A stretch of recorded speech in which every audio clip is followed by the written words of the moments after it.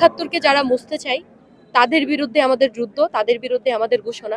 এই বিপ্লবকে যারা ব্যর্থ করে, এই বিপ্লবকে যারা মুছে দিতে চায় তাদের বিরুদ্ধে আমাদের ঘোষণা।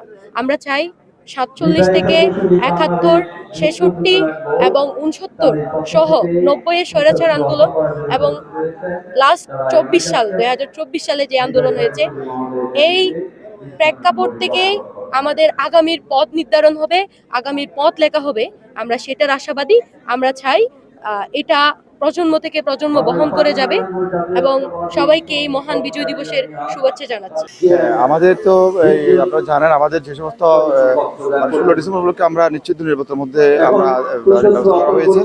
আমাদের গুরুত্বপূর্ণ পয়েন্টগুলোতে আমরা পুলিশ মোতায়েন করেছি এবং আমরা নিজেরাই অ্যালার্ট আছি। ইনশাল্লাহ আমি মনে করি আমাদের যে জেলা প্রশাসন সহ যে অত্র জেলার কক্সবাজার জেলার লোকজন তথা শহরের মানুষজন একটি উৎসবপূর্ণ পরিবেশে তারা 16 ডিসেম্বরের অনুষ্ঠান পালন করবে।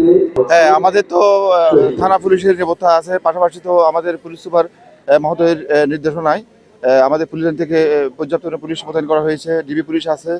আমাদের পাশাপাশি আমাদের অন্যান্য যে ইউনিটগুলো আছে, পুলিশ বলেন, অন্যান্য আমাদের যে ডিএসবি, আমরা নিরাপত্তার জন্য আমরা সার্বিকভাবে কার্যক্রম চালাচ্ছি।